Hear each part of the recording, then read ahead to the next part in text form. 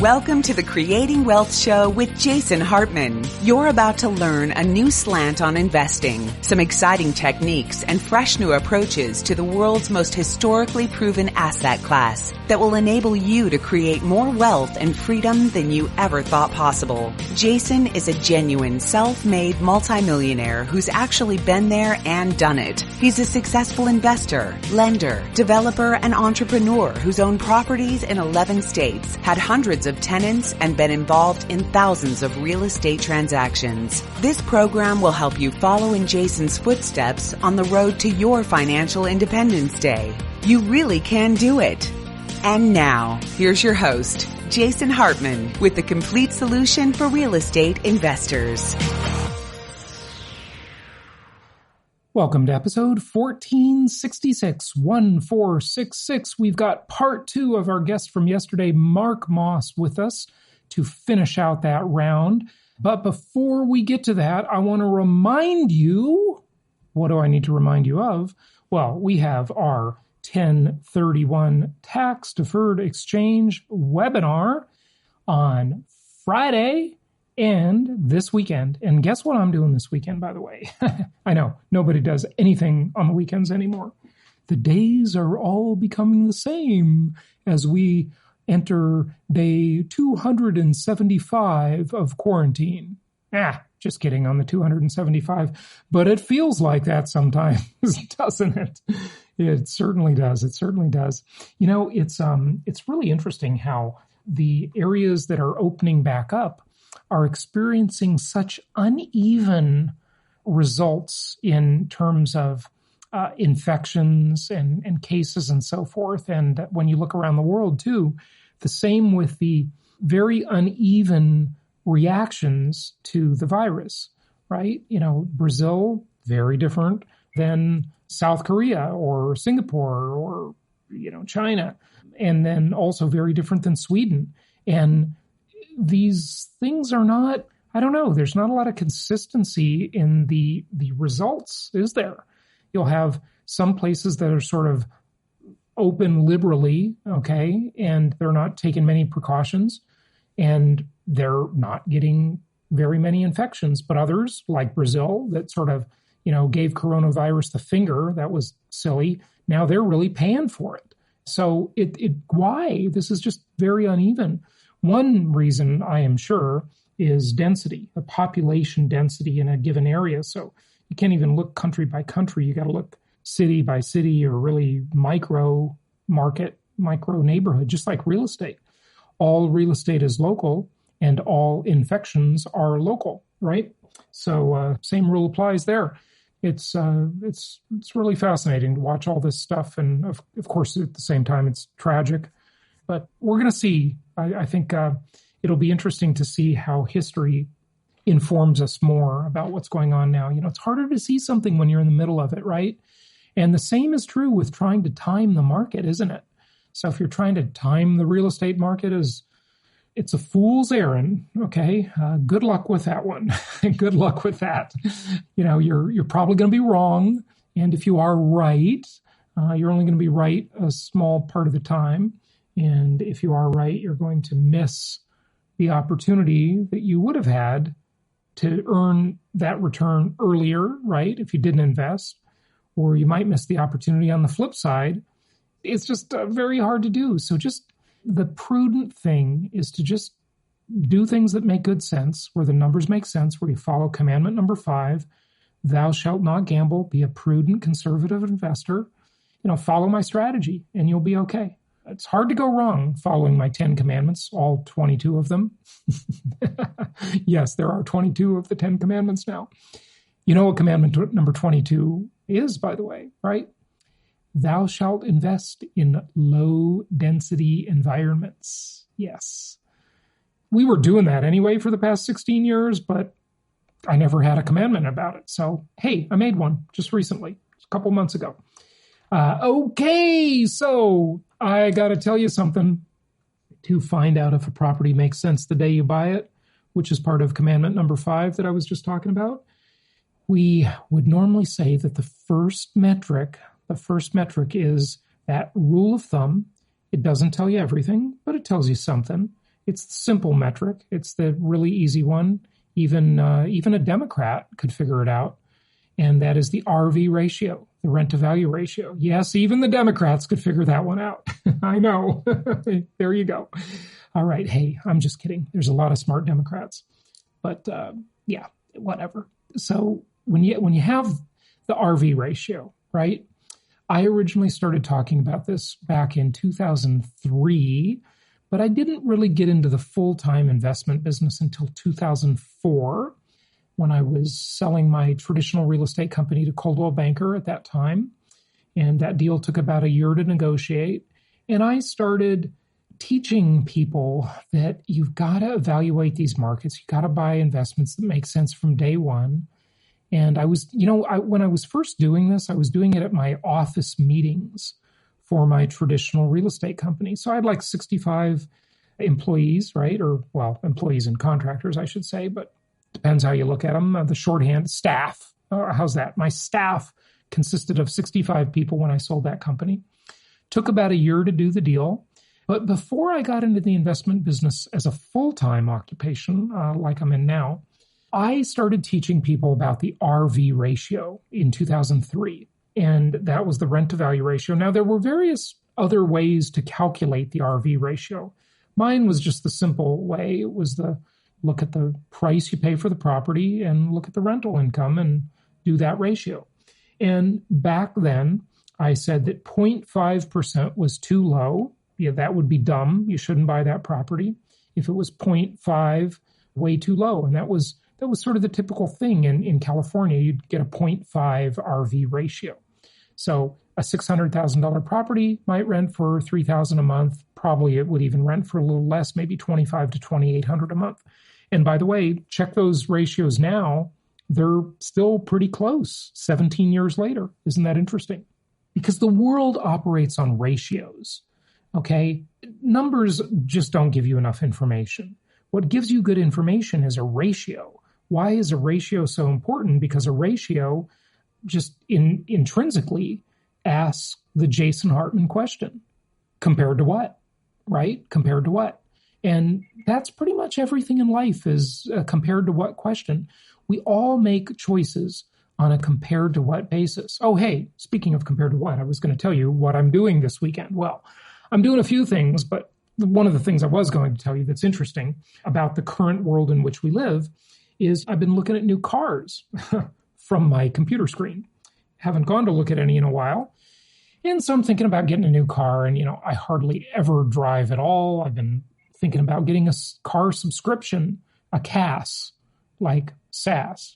SaaS is capital S, small a, capital S, software as a service, right?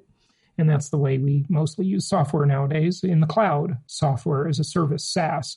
Well, CAS is car as a service. I might have made that up.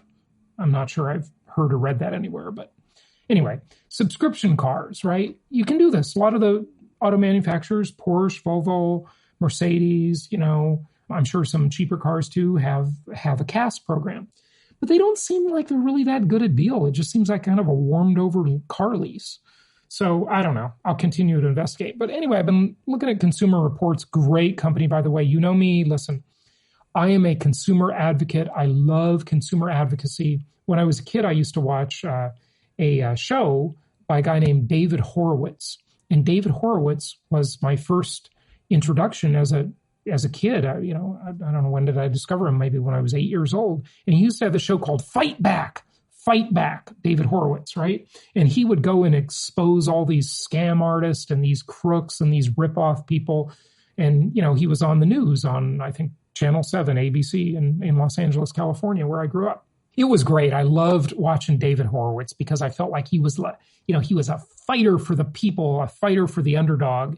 And I just loved it. And, that's shaped a lot of my career today. I'm a consumer advocate. I go and take these crooks to task and, I'll get into litigation with them. And, a lot of litigation doesn't make much economic sense. But, I feel it's kind of a duty. You got to do it to do the right thing. Because remember, when you don't stand up to a person who rips you off, if someone cheats you in a deal and they get away with it and you let them get away with it. Most people just say, it's not worth it. I'm not going to bother. I got to preserve my peace of mind. Well, I say BS. That's bogus. If you have resources, okay, now I'm not saying the poor immigrant with no money and no resources and no connections needs to do this stuff, but someone who has resources has an obligation to their fellow man to fix the problems of society, to write their congressperson, to write to their senator, to stand up to the con artist, the thief, the bully, okay? They have a duty to do that. And, most of you listening, frankly, I know most of you, and you have resources, okay? Because I know my audience. So, don't be the person who says, don't bother. I get the idea. Look, folks, we've all heard the saying, you got to pick your battles. That's true. You do have to pick your battles. But you should pick your battles a little more, well, how do I say this? If you have resources, if you have some wealth, if you have some resources, knowledge, connections, whatever resources you have, I say that you should pick your battles less intelligently. How do you like that one? Less intelligently. If you don't have resources, you have to conserve what little resources you have, right? So you really do have to pick your battles, and you have to try to avoid all battles, right? But if you have resources, you owe it to the greater good to use those resources to make sure that bully, con artist, thief, scumbag does not take advantage of the next person who comes along. Because believe me, if you let them get away with it, what are they going to do the next time? They're going to take advantage of the next person. And they've probably been doing it for years because they're scum. Okay, now, hey, hopefully there's a special place in hell for these people.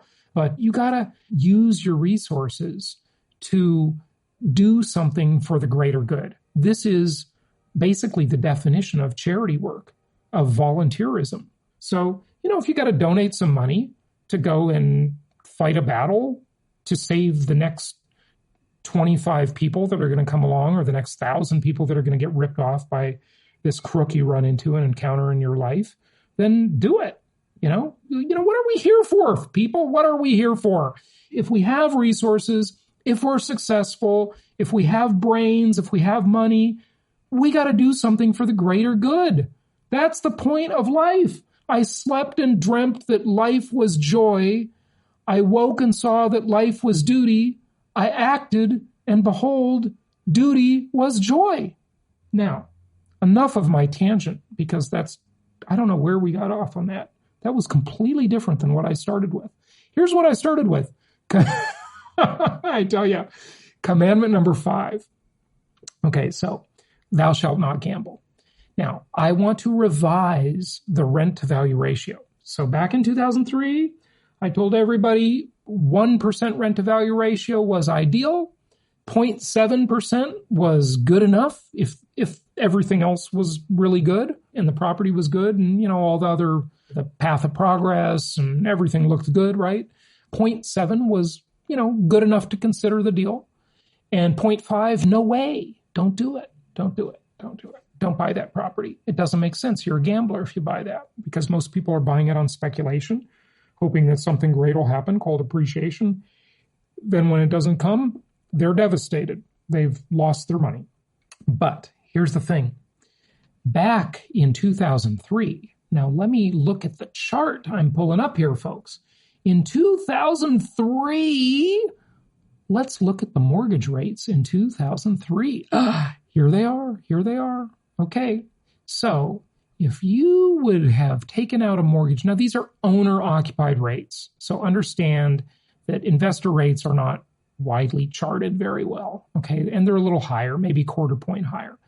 But in the middle of 2003, you would have paid right around 5.6 to 6.25% on a mortgage rate. Okay. Now today you would pay 3.31. In fact, one of our listeners, Charles, I'm talking to you. You just got this killer refi. You ready for this, folks? You're probably not going to get this deal. So I'm gonna bum you out a little bit. You're going to be a little envious of Charles. Many of you have met Charles. He's been to, Prophets in Paradise and Meet the Masters, our events, our conferences. And he got, it's unbelievable, 2.99%. 2.99% on his own home with he and his wife and kids, 30-year fixed rate. Wow, I'm jealous, Charles. Congratulations, high five, virtual high five, you scored. But right now, the published rate is 3.31%. So the interest rate is half of what it was when I originally quoted those rent-to-value ratios. So now, look, the rent-to-value ratio just ain't that meaningful like it used to be. It's still a good ratio, but the question is, you got to apply some new numbers to it. Because that, you can have a lower rent-to-value ratio today because your debt is so cheap, it's half price. Your debt is half price. Well, almost. It's not quite half price, okay? But it's almost half price of what it was when yours truly originally started talking about those rent-to-value ratios 17 years ago. And the rent-to-value ratio, just like the cap rate, does not take into account the cost of the debt. And the debt is so cheap, you're literally getting paid to borrow. So don't freak out about rent-to-value ratios anymore. You can be much more lax about them than you used to be. If you're expecting the 1% rule, yeah, you might get it in some lower end, C-class type properties, maybe even a little better if you get lucky. But you don't need it. It doesn't need to be that good anymore. The investment can still be awesome because the mortgage is so cheap that the RV ratio, the rent-to-value ratio, has to be revised, okay? It has to be, to some extent, ignored. You look at the pro forma and you can still see that your cash on, you don't even need to look at a pro forma. You can just do the math yourself. You can just calculate your cash on cash return. Go to jasonhartman.com, watch the free video on the front page of jasonhartman.com, and you can learn more about that. But it's phenomenal, okay? So rent-to-value ratio, it's out the window, okay? It just isn't the same world, okay? So it's not as important. It ain't what it used to be, okay? It ain't what it used to be. All right. So the 1031 tax deferred exchange webinar, let me give you the link for that. Then let's get to our guest. It's bit.ly/1031profit, all lowercase.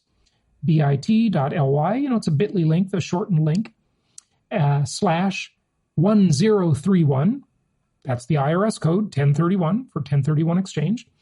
Profit, 1031 profit. bit.ly/1031 profit. If you forget that, it's in the show notes at jasonhartman.com. And we will see you there Friday and on the weekend for that webinar. And you can learn about income property being the most tax-favored asset class in America. Here is part 2 of Mark Moss. Hey, talk to us a little bit about cryptocurrencies, if you will. I haven't talked about that much on the show lately, and I used to talk about it a lot. And this is something that I say to my listeners, Mark, I would love to be wrong about this.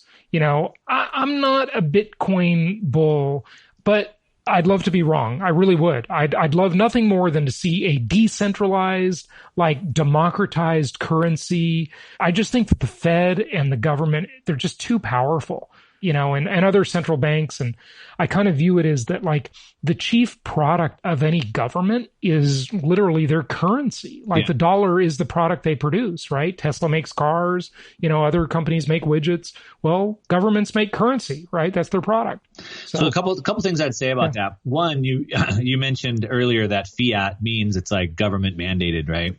Right. Well, fiat means it's fake money. And the thing is that people think that the government has the military and they're going to force people to use the dollar, but that's not how it works. Mm-hmm. there has to be trust. Without trust, nobody will use it. That's why in Venezuela right now, it's lined with paper dollars and nobody will even bother to pick them up. Right. Nobody cares. It doesn't matter how much the government mandates you to use it. If nobody wants it, nobody wants it. And that's just the end of the story. Zimbabwe, we can talk about this all day. Zimbabwe has $100 trillion banknotes. Yeah. And so when there's no trust, no one's going to use it. I don't care how big the military is. So that being said, the government has a monopoly on it because they did this sly, tricky thing where all dollars were backed by gold. In 1971, they removed that, but the dollar didn't really change, and most people don't really even understand what happened there. And that's all fine and good as long as things continue to work as they are, but at some point that may fail. But what I would also do is I would roll things back a little bit, and I would say, like, if you looked at, maybe in the 1500s, really like the Catholic Church and the government were like together as one, right? And the people weren't allowed to read the Bible, and then we got the printing press, and the Bibles were mass produced, and eventually the information got spread. So the point that I want to make is information was centralized. Mm-hmm. And you had to go to the church. You had to go to the Catholic Church to get the information, and they told you what they wanted you to know. It wasn't available for you to think on your own. Mm-hmm. Once the printing press came out, it decentralized the information attached to the Bible, and the Catholic Church lost the stranglehold, and eventually we got the separation of church and state. Mm-hmm. Yep. Today, things become democratized. Democratized. Today, as you're saying, there's a monopoly, centralization of money, of value. And the government holds the monopoly on that, as you're saying, and you're accurate in saying that. But things can become decentralized. And so eventually, I believe we're on a very short path to seeing a separation of money and state. And I believe we need to go. And so really, if you look at, did you have a question about that? Well, yeah, look, at every law and every government mandate comes down to being at the wrong end of the point of a gun. That's the bottom line. If you don't pay your taxes, first you'll get some letters, then, you'll get some phone calls, then you'll get, police battering down your door and coming in and putting you in a cage, right? So that's the result of any law, right? So, I look at it like, cocaine, right? It's an illegal drug, but it has a market and a value, and people do trade in it as they trade in other illegal substances, but not many. It's never going to be a big thing. It's never going to compete with the dollar because it's illegal. You haven't seen the cartels and the trillions of dollars they have then. they got a lot, but compared to the GDP of the U.S. economy, it's a drop in the bucket, right? But yeah, it's a lot for Pablo Escobar, right? Or whatever, right? Well, what I'd say to that, a couple things I'll say to that first is that, one, it doesn't have to be necessarily. It depends on what you consider success, and I guess it depends on what we're trying to talk about here. Meaning, first of all, like the gold market is $10 trillion, and not everybody uses gold. Most people don't even own gold. Good point. But yet it's $10 trillion. The offshore banking sector is about $40 trillion. Not everybody has offshore bank accounts. That's not even the standard, but yet it's $40 trillion. So could Bitcoin capture a little bit of that offshore banking? Could it capture a little bit of the gold market? If so, it could easily get to $5-10 trillion, which puts it at a couple $100,000 per Bitcoin. And that's without. Well, that's an interesting point. Yeah, that's an interesting point. Do you know the size that, like, the market cap of Bitcoin now that's available Bitcoins? Because there's only like 2 million left or something, right? The market cap as of today is... It changes radically as we know. $163 billion. Okay, so it's tiny. It's tiny. So I have a video on my channel how Bitcoin gets to $100,000. And basically $100,000 per coin. And it's simple. Like, all it has to do is capture 2 or 3% of the gold market, 2 or 3% of the offshore banking sector. And like, it can be there. And like, offshore banking is not mainstream. Yeah. So it depends. Like, are we talking about, like, will it go from, $10,000 to $100,000, or will it become the reserve currency of the world? Those are different conversations, of course. Right. I believe so. As an investor, I believe it's the single best investment we have today. I think there's a very probable chance. So we think about things in probabilities. I think there's a very probable chance we could see it get to $100,000, which is from 10,000 to 100,000 is an amazing gain. Or it could lose 100. It could lose 100%. So you could lose 100%, or you have an upside of 1,000%. Those are odds I like. And that equation is a pretty good equation. You're right. And by the way, we should tell the audience, because they don't know you yet, you're a real estate guy. Like, you love real estate investing and you talk about it a lot. And, this is something you do with a small portion of your portfolio for that possible home run swing, right? Yeah, I mean, I also invest into gold, and I also invest into stocks and all that. So, but all of that is put together into, like I said, my growth allocation. And then when I take profits from there, I take those profits and I put them over into cash flow and into real estate. Mm-hmm. Yeah. So there's a quote that I can't remember who said it, and I have so many. I think it was F.A. Hayek, who's one of the great Austrian economics of our time. Yeah. And he said that there shall never be a sound money again until it is taken from the hands of the government. But it can't be done by force, but rather through a sly roundabout way that they don't know until it's too late. Which is basically, interestingly, what they've been doing to us for years through inflation, the sly roundabout way to destroy our wealth. Yeah. And so Bitcoin fits that narrative perfectly because it's this sly roundabout way. If the government, the Fed, whoever you want to say, would have seen what was going on 10 years ago, they would have stopped it. Mm-hmm. At this point, it's too big. It's too prevalent. So I'm not saying that all the governments of the world can't come together and make it illegal and they'll kill you if they catch you with it. And that would definitely limit the ability. I'm not saying that won't happen. There's a chance that could happen. There is a chance, but there's also a chance that doesn't happen. Right. And when you look at it, so like Representative Brad Sherman from California, another great Californian guy, he spoke to the Senate committee and said, we need to outlaw cryptocurrency because it undermines our monopoly on money. And what it does as the U.S. is it takes away our ability to slap sanctions on countries like Iran. Mm-hmm. That's what he said.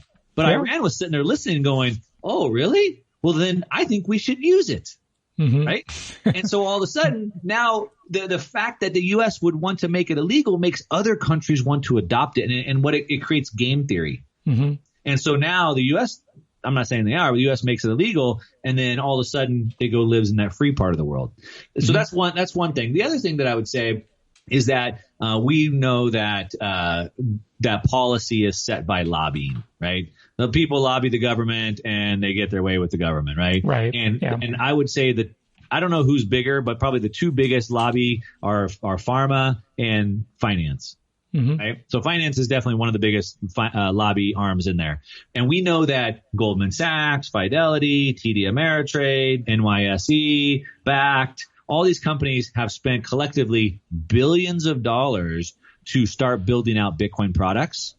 And so they're not going to be happy to see the government change policy and make that illegal after they've already spent billions of dollars to bring those products in. I would bet they're going to spend a lot of money lobbying to keep that active so they can make that money.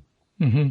How do you recommend buying Bitcoin? How do I recommend buying it? Yeah, I mean, on like the common exchanges, or do you recommend doing it some other way? Or I mean, the easiest way, maybe not the most ideal way, but the easiest way is go to Coinbase.com, set up an account. I mean, they're a U.S. based company, fully legit, fully transparent.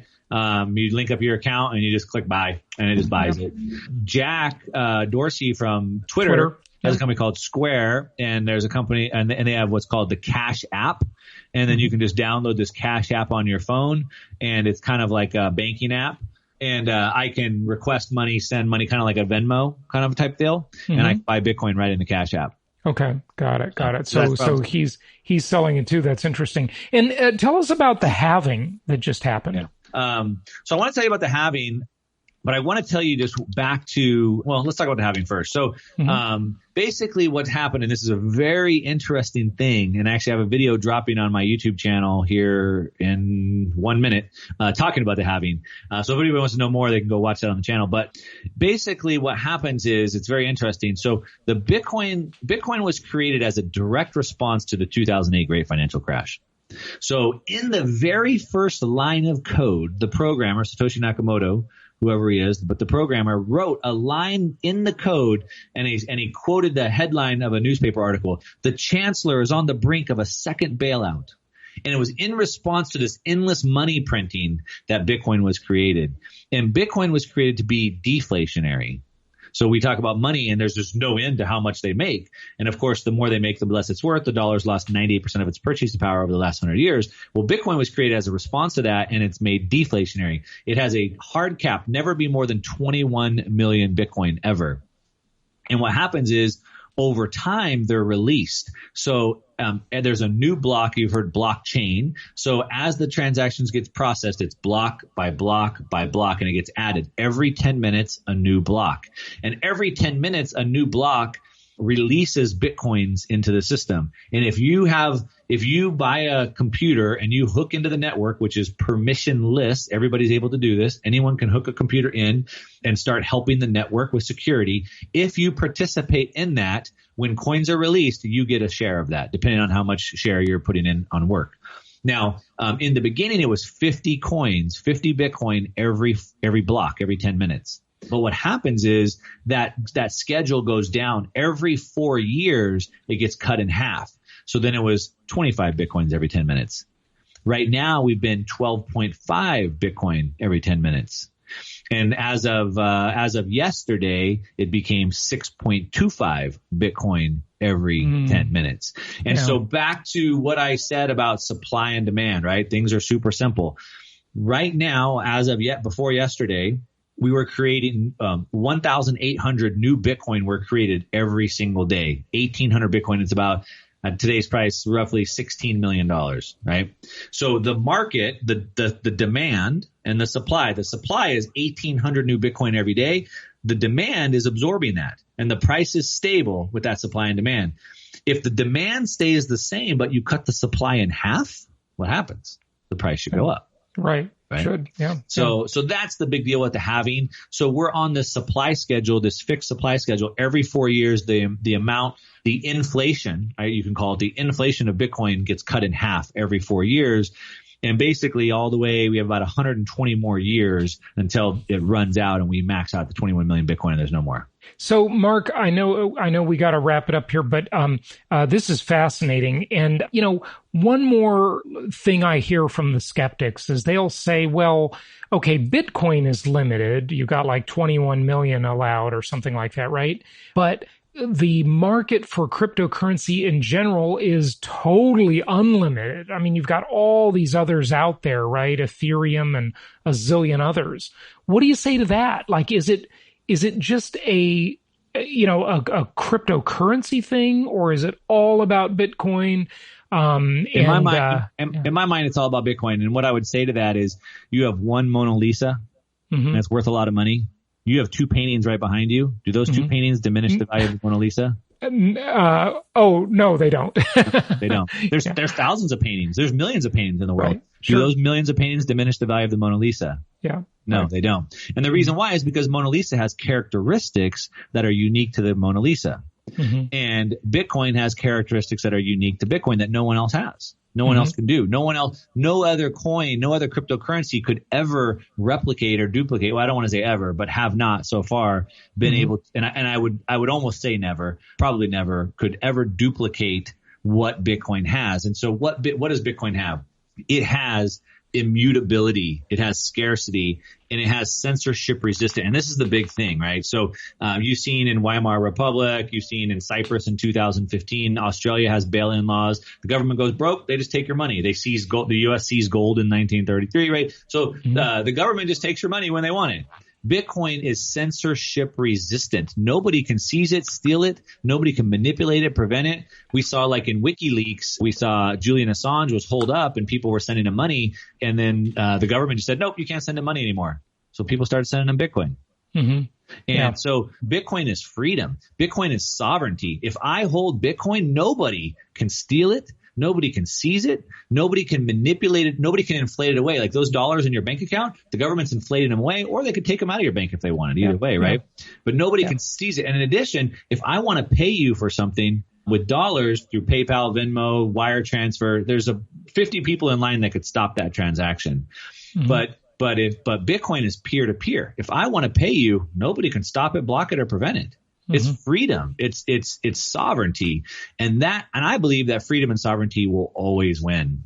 Yeah, and that's a really good libertarian view. I like it. I guess the only way they could stop it is they could somehow block the packets on the internet. Like, they can block voice packets, right? Because they're different than other bits and bytes. I don't know. That's above my pay grade, but theoretically, but technically, no, right? So people are already doing Bitcoin transactions over ham radios. They're doing them through. There's a new thing called mesh networks, and so it's getting really, really big. Where it's like there's a new sector called dissident tech, and so as governments become more tyrannical, we're seeing for example. That we see it in New York as well, but there's called mesh networks, and basically they're little mini. You know what that is? Like mini antenna. They use multiple radio waves. They'll use your Bluetooth, your Wi-Fi, and the cellular. Yeah, right. Exactly. Yeah. So they're transferring Bitcoin on mesh networks. Yeah, they're transferring Bitcoin on ham radios. And so they have satellites up. So there's satellites up. If the ISP takes internet down, you have the satellites up. So you're right. I mean, there's going to be there could be this cat and mouse. There's all these what ifs, right? And they're all and we have to recognize those. We don't want to ignore them, but we want to assign them probabilities. Is that probable that and I hear it all the time on my channel. What if the whole internet goes down? And I'm like, if you think there's a world with no internet, like I know we have bigger problems. So I mean, is that probable? I guess, but I give it such a small percentage of right? So you have to look at all these things, and I will give you though that money is power, and the Fed, the central banks, whoever you want to call it, control the world with the money, and they do not want to lose control of that, and they will throw every tool in their arsenal at this. Right. And so it's going to be a battle, and I'll give you that. Yeah, and I think they'll come along with their own cryptocurrency, their own digital dollar, at some point. That's going to happen but the problem is when that happens, there will be zero financial privacy. I mean, they will know our every move. I mean, one of the, ultimate forms of freedom is the ability to trade without Big Brother watching you, to buy what you want. Can you imagine in a really ugly dystopian 1984-ish world where, every time you make a purchase on the internet or something, the government questions, well, what was that for? It's like posting something on Facebook that they consider questionable, and they'll hide it or ghost it, or they don't agree with the politics. I mean, it's absolutely scary. Yeah. It's even worse. So like those government cryptocurrencies, it's programmable money. So they can program it. So for example, if you're receiving government assistance, for example, when they transfer that money, they can program that money where you can only spend it on these certain things. Right. It can't be on these things. If you don't spend it within a certain time, it automatically comes back to them. So like it can be programmed any way they want before they even give it to you. Yeah. Yeah. And that will create all sorts of black markets. But what I would just say is the overarching theme is what I started with is it always has to come down to trust. And so no government force, and they threaten you with the barrel of a gun. I understand that, but no amount of force can make you use something when humans don't want to trade for it. So when in Venezuela, they go to buy that bread with those dollars and they say, I don't want those dollars, but I will take water. I'll take batteries. I'll take fruit, right? I don't want those Venezuelan dollars. And so at the end of the day, there's always going to be free will. There's always going to be free trade, and no amount of force can affect that, I don't think. Yeah. Yeah. Well, very good, because, I remember when I was in Romania, our guide was a high-level person under the, Ceausescu communist regime, right? And she was a media reporter. And so she got to live a much nicer life than other people did. But of course, she had to toe the state line, which was completely bogus. And she talked about how they would ration everything. And maybe 1 or 2 times a year, the country would get, you ready for this? Chocolate. And the whole country would be like in heaven. They'd be stoned on chocolate because they got chocolate, right? And, she said that they would dole out shoes. There would be a certain time when the government would announce that, hey, we've got shoes and you can go get shoes based on, whatever your name is, or I don't know how they did it. But people would wait in line to get a pair of shoes, Mark, for, 24, 36 hours, and they'd get their place and they'd go into the place to get their free communist shoes, and they wouldn't have their size. And I said, well, what did you do? Well, we had to develop our own market and trade them behind the scenes because we had to get what fit properly, right? And that's exactly what you're saying. People always develop their own gray or black markets for everything. So that's true. Capitalism is a very natural thing, isn't it? It is. Yeah. Yeah, it's good. Hey, give out your website. This has been great talking to you. Give out your website. Tell people where they can find out more. Yeah, for sure. I mean, I put out content a couple times a week on YouTube. Just search Mark Moss. You'll find it there. Like I said, I just dropped a video as it released right now on this whole Bitcoin halving. So if you want to know more about that, I have a whole video about that. I talk about all these different topics that we've kind of covered on this show. So if you like any of those topics, making money, investing money, and having success in life, then check out the channel. It's the best place to see me. We love it. Hey, Mark, thanks a lot for joining us. Yep. Thank you so much.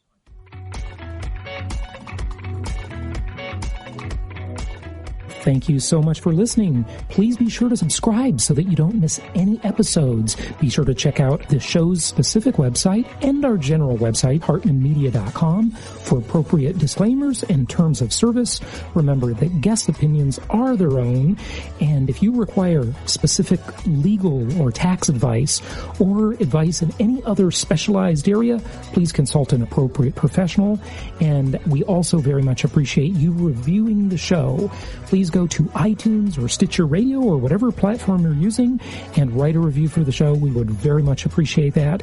And be sure to make it official and subscribe so you do not miss any episodes.